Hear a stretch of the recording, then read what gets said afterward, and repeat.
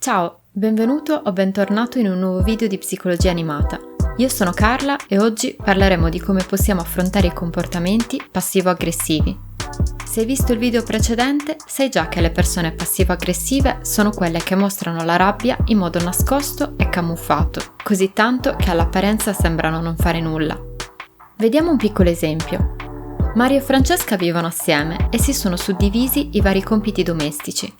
Tra i compiti di Mario c'è quello di lavare i piatti dopo cena. Ultimamente Mario dice a Francesca: "Lo faccio dopo, finisco la puntata e poi lo faccio, 5 minuti e comincio", e poi non lo fa mai.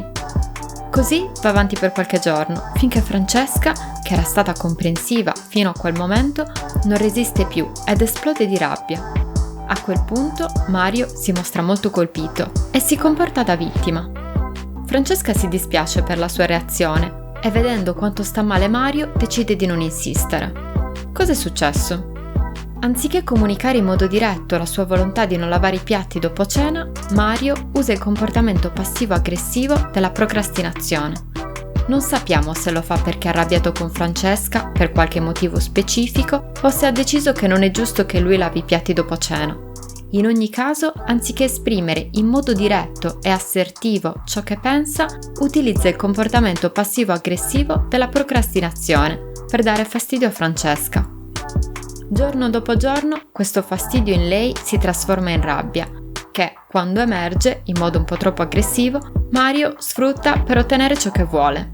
Dopotutto, lui non ha fatto niente, lui è la vittima ed è lei che ha reagito male. Dal suo punto di vista, lui è il buono, perché apparentemente non ha fatto niente, e lei è la cattiva, perché ha espresso la sua rabbia in modo un po' aggressivo. Perché alcune persone utilizzano il comportamento passivo-aggressivo? I casi principali sono due. Il primo è che non lo fanno apposta. Queste persone non hanno sviluppato l'assertività, cioè l'abilità di dire le cose in modo diretto, ma senza violare i diritti degli altri, quindi senza urlare, senza insultare, eccetera. Il secondo caso riguarda le persone che lo fanno apposta, i cosiddetti manipolatori, cioè quelle persone che potrebbero essere assertive, ma che scelgono consapevolmente di usare il comportamento passivo-aggressivo per ferire gli altri e manipolarli senza essere scoperti. Alcuni esempi di comportamenti passivo-aggressivi sono il silenzio punitivo, gli insulti sottili, tenere il broncio, non finire o ritardare i compiti assegnati, contraddizioni tra ciò che si dice e ciò che si fa, mettere i bastoni tra le ruote cercando di non farsi scoprire e infine negare la propria ostilità fino alla fine, a volte anche quando è palese. Se sei a contatto con una persona che utilizza uno o più di questi comportamenti, che sia il partner, un parente, un amico o nell'ambito lavorativo, sai bene quanto è faticoso starci vicino.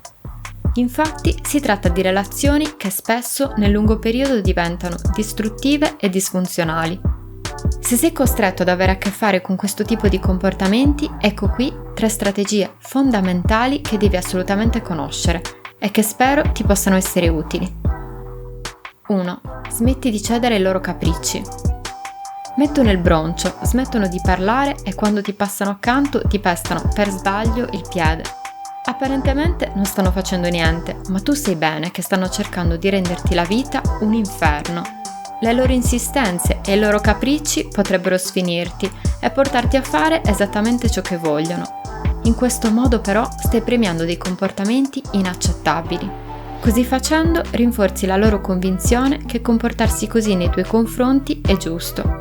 Quando ti trovi davanti a un comportamento passivo-aggressivo, prova a riconoscerlo. Ecco, questo è il silenzio punitivo, per esempio.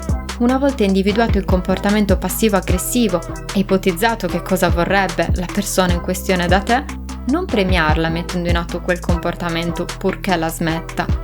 Fai quello che ti sembra giusto fare e se avrà qualcosa da chiederti, dovrai imparare a chiedertela in modo diretto. 2. Evita più che puoi di infuriarti con loro.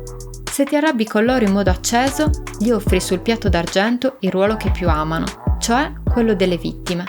Il soggetto passivo-aggressivo porta l'interlocutore all'esasperazione per far sì che sia l'altro a manifestare la rabbia, che in realtà provava lui. In questo modo ti fanno diventare il bullo della situazione, cogliendo la palla al balzo per mettere in pratica tutti quei comportamenti passivo-aggressivi di cui sono grandi esperti. Con i passivo-aggressivi non ha senso fare la guerra, perché sarebbe già persa in partenza. 3. Utilizza una comunicazione assertiva. Fai quello che loro non fanno o non riescono a fare. Comunica in modo diretto e calmo ciò che pensi e ricorda sempre i tuoi diritti assertivi, come il diritto di dire di no senza sentirti in colpa o il diritto di cambiare idea.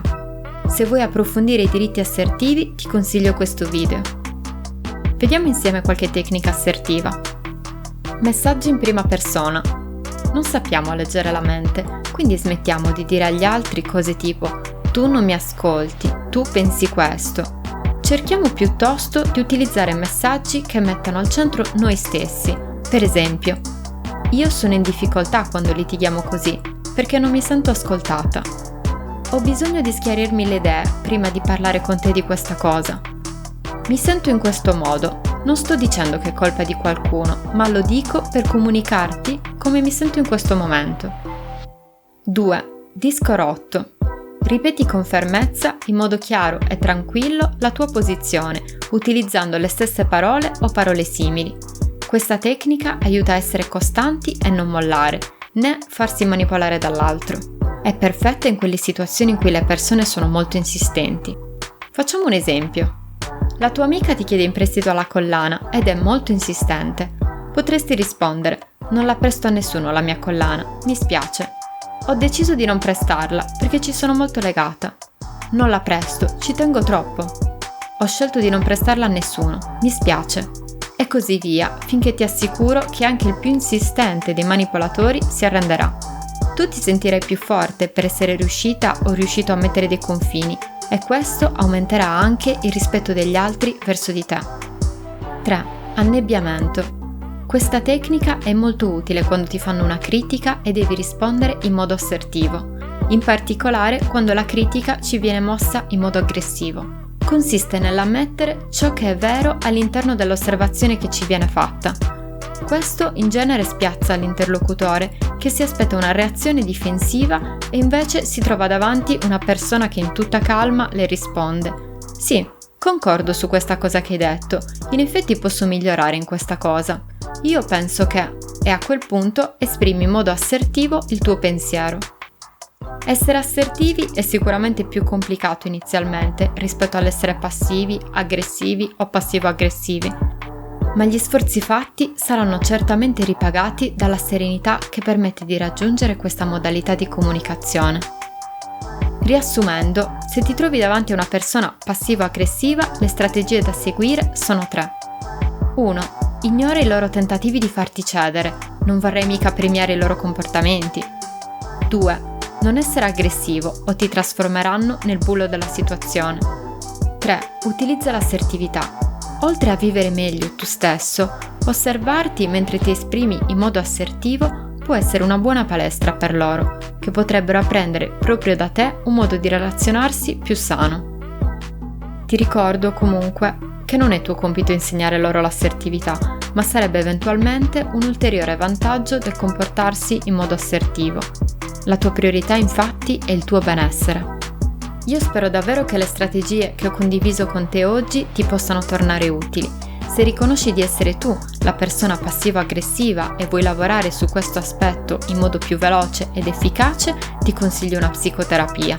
Se invece hai a che fare con chi adotta questi comportamenti e decidi di mettere in pratica queste strategie, fammi sapere nei commenti com'è andata. Io ti ringrazio di cuore per essere stata o stato con me oggi, ti saluto e ti auguro una giornata meravigliosa. Ciao!